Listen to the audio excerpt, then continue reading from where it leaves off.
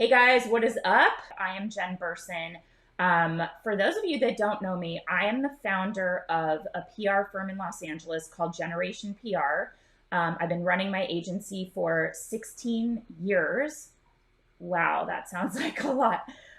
16 years. And oh my God, that just like hit me as like such a big number. It makes me sound really old. Um, but yeah, started my agency out of thin air, was a former civil litigator, and just did a complete 180 in my career. And I still love my business after all this time.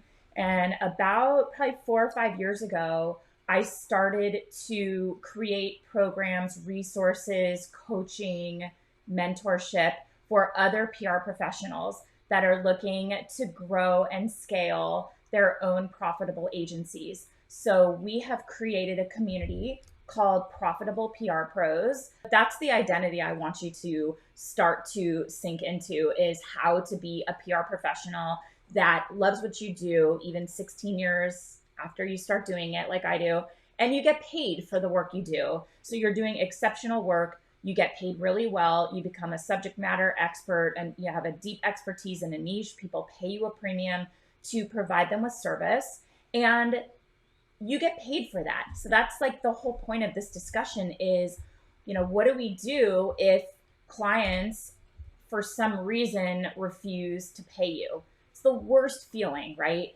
And I really wanted to put something together that empowers you, takes the power back, so that if clients are kind of playing these shenanigans, you have an approach, right? You have a way to move forward and confidently get what you're owed for the work that you've done. So just want to preface that even though I am a lawyer, I'm not your lawyer. This is not necessarily legal advice. In my agency, we have things in place that allow us to get us paid.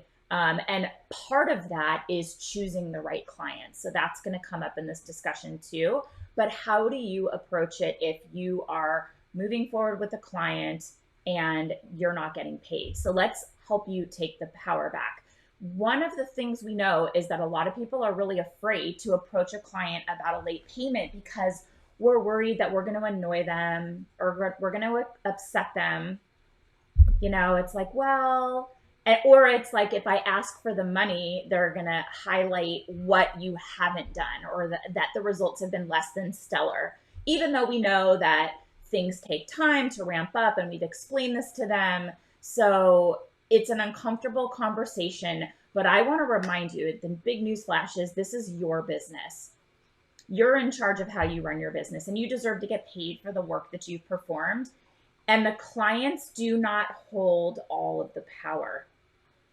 And they should be just as concerned about annoying you or upsetting you about you performing the work and them not paying you. And more likely in these situations, it's resolved by having a discussion.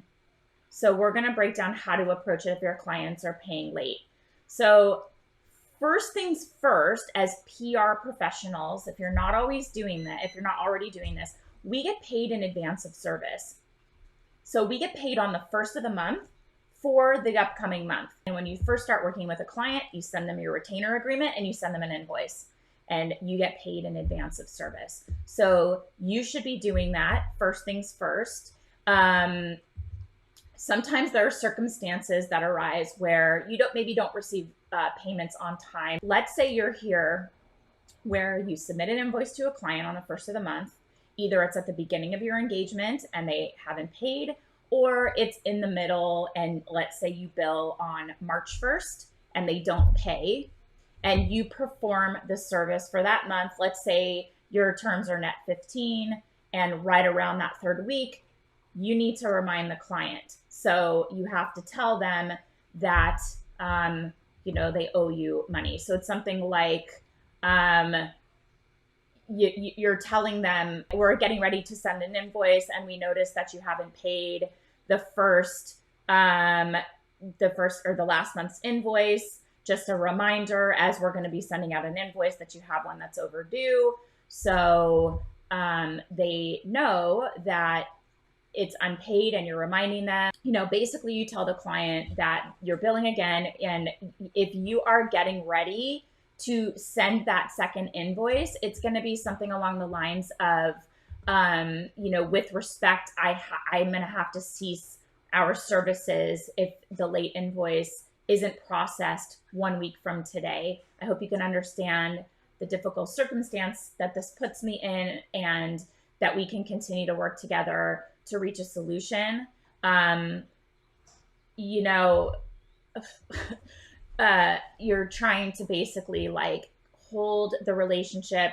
There's two sides of it. You either want to continue the relationship and it's still friendly, or if the client is continually lying, dragging their butt, and you get the sense that this is going to be a problem or there's something that's going to be ongoing and you don't want to continue the relationship, that's a different discussion, because you may have to pursue or discuss pursuing legal action.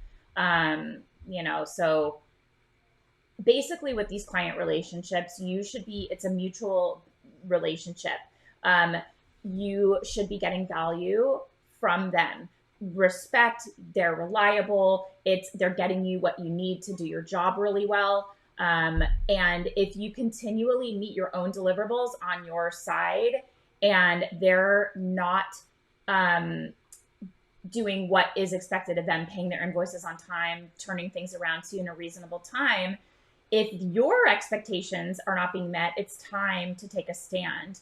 So it's difficult, but it's necessary, and it kind of lights a fire under their butt, because you're doing a good job, you're doing your job, and you are providing them a valuable service. It makes their business better. It gives them visibility. So, let's say also you have a contract that's signed for X amount of time. So they have, let's say, a 6-month contract, but they want to back out early.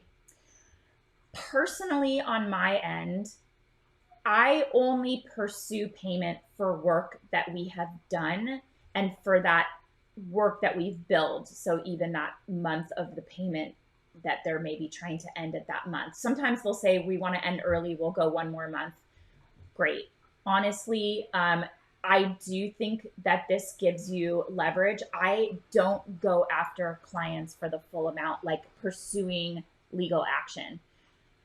There's a reason I don't do that. So let's say a client has a 6-month retainer, and we do have liquidated damages in our contract, which is essentially saying, if you breach this contract, this is what the damages are. So technically, you can go after that full amount. They sign the contract, it's in there.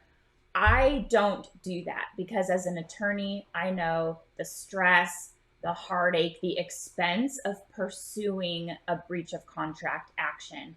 It is something that we can use as leverage. So so Nelson's saying, I don't provide an out for clients in any of my contracts. Technically, we do not either. We want the client to know, if they enter into a 6-month retainer agreement, they are giving us 6 months. But personally, unless it's like a really bad ending of a relationship, which never happens, my objective is that everybody that works with our agency has a great experience. If it doesn't work out, I will release them into the world and release them from their contract. I don't tell them that, but I don't want to fight and struggle, and I know that legal action is really expensive. So and you don't have to do it this way, but I get paid, you guys, so this works for me, and I don't want to fight tooth and nail for like every cent you owe me. I will be reasonable about it. So what I want to get paid on is the work that I've done and the work I've billed for. If I do the work, if I provide the service, I want to get paid for it. And if we've already done the work for the month, we try to get paid in advance.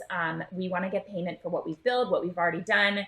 And if it's a great client and we haven't been paid, then we will keep going, because we know they're probably going to pay. But once you start digging in your heels because they're a day late, a week late, it is going to sour the relationship. I would rather have that client say, you know what, for whatever reason, we couldn't move forward, we lost our budget, or it wasn't going the way we expected, but this agency took care of us and they were reasonable and their team, took really good care of us. And they'll go into the world. It's just positive energy. Your contract is there to protect you, but it's a choice that you make whether or not you want to pursue legal action for unpaid invoices because it's expensive and emotional.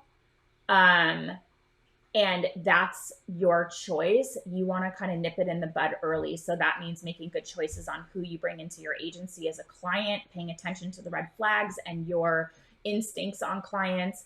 That means cutting it off early so that the amount of money that they owe doesn't get to be so massive that it's a huge detriment to your agency. So we will cut it off at a month and let them know we're going to stop work. I also let them know that the team has been paid and we need to be compensated for the work that's been performed. If they want out of their contract early, I will say, give us 30 days. And we want to be paid on the last invoice we billed for plus another 30 days. And we'll release with no late fees and no penalty for the remainder of the contract. That's how we do it. You may do it differently. The other thing you can do is send a strongly worded demand letter. And that is like pre-legal action. That is you saying, if you do not pay by this date, here is what is going to happen. And that's a threat. And what could end up happening is you can attach what's called a complaint for small claims court. It's an automatic form that's generated for breach of contract, a bunch of check boxes. You can make it on the website and just attach it. And it's like, we will file this complaint. Or you can draft up a strongly worded letter that says, on this date, we will file a breach of contract claim. Or like we'll implement the late fees and pursue collections or whatever you want to do. And just know that that relationship is over. You're never going to go at it like that strongly worded demand letter. And then the client's going to be like, okay, we're going to pay you and let's keep going. It's like, it's over. You have to be willing to know that relationship is over. Just make sure you're only saying yes to clients that are a good fit for you. When you really go through that process we teach inside of the program, when you vet a prospective client the right way, this is less likely to happen. And only work with companies that won't have an issue paying you, right? We cover this in the program, and setting it up and making sure that you're protected, that they know what they're agreeing to. You get paid in advance of service.